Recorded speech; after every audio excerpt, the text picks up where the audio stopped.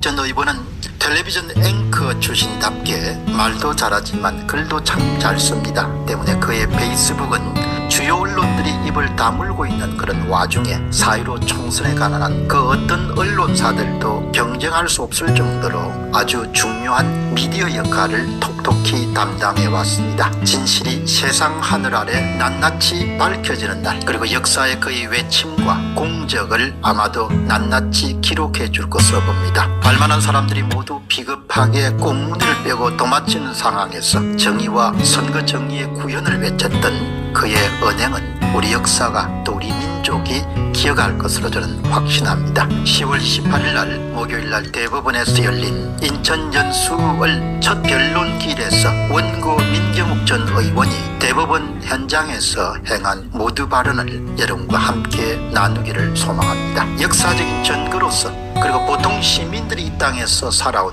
삶의 궤적을 알 수 있도록 해주는 명문이자 명연설이었습니다. 민경욱 전 의원의 모두 발언의 전부는 이렇습니다. 존경하는 대법관 여러분, 저는 60세 가까운 인생을 살면서 법을 한 번도 어겨본 일이 없는 사람입니다. 세금을 밀린 적도 없고 병력의 의무도 병장 만기 제대로 모두 마쳤습니다. 국회의원 출마를 할 때 경찰서에서 전과기로 올 때 봐야 한다고 했습니다. 그 증명서가 발급될 때까지 저는 혹시 제가 살면서 무슨 죄를 지은 것은 없는지 떨리는 마음으로 기다렸습니다.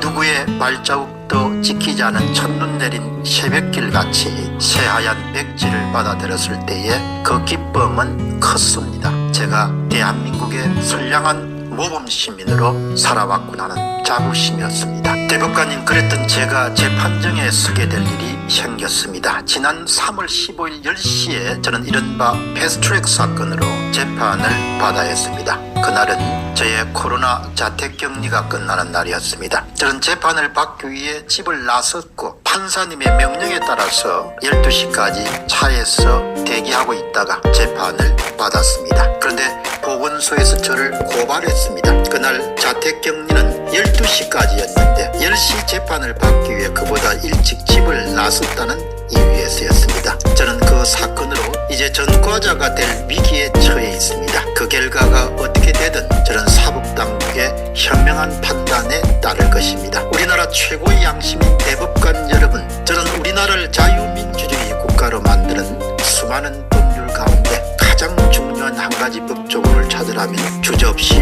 공직선거법 제225조를 꼽겠습니다. 선거무효소송은 다른 쟁송에 우선해서 6개월 안에 처리해야 된다. 바로 이 한 가지 소중한 조항 때문에 우리는 북한 독재 체제와 다른 자유민주국가에서 생활할 수 있습니다. 국가의 힘은 국민에게서 나오고 국민이 그 힘을 주는 유일한 절차는 공정하고 투명한 선거에 있습니다. 그 선거에 문제가 있다고 느낀다면 주저 말고 이의를 제기하라. 그러면 국가는 가장 똑똑하고 믿을 만한 대법관들로 하여금 가장 빠른 시일 안에 처리하도록 하겠다. 이렇게 해서 우리 대한민국의 자유와 민주주의, 법치는 굳건하게 지켜질 수 있었습니다. 존경하는 대법관님, 이 중요한 법조문은 여기 앉아 계시는 대법관님들에 대한 법의 명령입니다. 대한민국의 자유민주주의 체제를 지키는 가장 큰 의무를 여러분의 어깨 위에 내린 것입니다. 조재현, 이동원, 민유숙, 천대엽 대법관 여러분이 대한민국을 지킬 수호신이십니다. 그런데 과연 여러분은 국가가 부여한 그 숭고하고 중차대한 의무에 충실하고 계십니까? 여러분의 한마디는 곧바로 이 사회의 정의가 됩니다. 그게 바로 영어로 대법관을 justice, 정의라고 부르는 이유가 아니겠습니까? 그 정의가 되기 위해서는 적시성을 갖춰야 됩니다. 제가 만일 부정선거의 피해자라고 하면 지난 1년의 시간 동안 제가 국회에 들어가서 악법을 고치고 민심을 반영한 올바른 입법 활동을 할 수 있는 기회를 바로 여러분 대법관들께서 박탈한 것입니다. 여러분들께서 입고 계신 그 장엄한 법복의 무게를 느껴주시기를 간절히 소망합니다. Justice delayed is justice denied. 지연된 정의는 정의가 아닙니다. 정의를 지연시킨다면 그것은 정의를 부인하는 것입니다. 곧 불이익이고 부정한 일입니다. 대한민국을 북한 독재 정권과는 다른 자유민주주의 체제로 굳건하게 지켜온 공직선거법 제225조는 대한민국 정부 수립 이후 지금까지 단 한 번도 고의에 의해서 위반된 적이 없습니다. 오늘은 4.15 부정선거가 치러진 지 1년 6개월 반이 되는 날입니다. 우리가 이번 소를 제기한 지 526일이 지났습니다. 법이 규정한 180일이 지났으니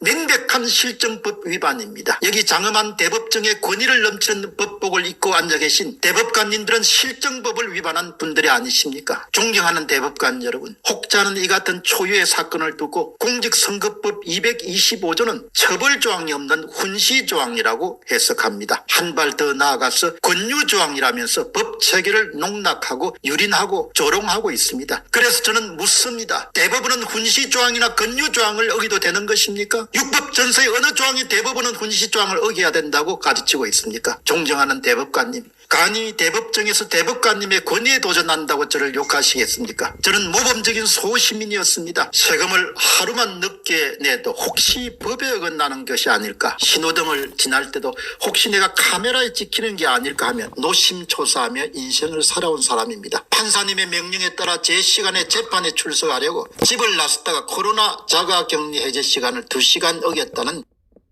이유로 4시간 동안 경찰의 조사를 받고 이제 재판을 기다리는 선량한 대한민국의 시민입니다. 저는 여러분께 예의를 갖춰서 묻습니다. 제가 어쩔 수 없이 여긴 자가격리 2시간과 여러분께서 지나치신 340일 가운데 도대체 어느 사건을 더 중요하게 처벌해야 될 것입니까? 그 2시간의 범법으로 제가 처벌을 받는다면 여러분은 편안하게 그 자리에 앉아 계실 수 있겠습니까? 여러분이 지난 1년 가까운 범법의 시간이 대한민국의 자유민주주의를 수십 년 후퇴시켰다고 저는 감히 주장합니다. 존경하는 대법관님, 얼마 전 파이낸스 투데이가 부정선거와 관련된 여론조사를 실시했습니다. 그 결과를 보면 충격적인 내용이 많습니다. 주요 언론이 숨죽이듯 마치 전쟁터의 지뢰를 피하듯 부정선거 관련 보도를 회피하고 있는 속에서도 전체 국민의 3분의 1에 가까운 32.3%가 부정선거가 있었다고 믿는다고 답했습니다. 저에게 더 충격을 준 설문은 그 다음에 있었습니다. 이번 4.15 부정선거의 가장 큰 증거가 무엇이냐고 물었을 때 첫 번째는 63대 36 같은 비정상적인 통계 수치고, 두 번째 증거는 바로 대법원이 현행법을 어기고 판결을 하지 않고 있는 것이라고 했습니다. 현 정부가 부정선거에 관여하지 않았다면 법에 명시된 재판 시한을 대법원이 어길 일이 있겠습니까? 대법원이 판결을 1년 반이나 미루고 있는 것을 보면 부정선거가 틀림없다고 국민들은 생각하고 있습니다. 존경하는 대법관 여러분, 여러분 가운데 세 분께서 23시간 동안 뜬 눈으로 지켜보시고 부장 판사님들을 비롯한 대법원 직원 여러분께서 직접 한 장 한 장 손으로 센 지난 6월 28일 재검표에서 무려 300장의 표가 제 표에 더해졌습니다. 전자개표록에 셌기 때문에 단 한 장의 오차도 없을 것이라던 중앙선거관리위원회에 비상이 걸렸습니다. 그들은 대법원이 계산을 잘못해서 나온 결과라고 주장하면서 재검표를 요구하고 있습니다. 저는 그들의 요구대로 재검표가 이루어지기를 바랍니다. 그렇게 되면 이제 온 세계는 지켜볼 것입니다.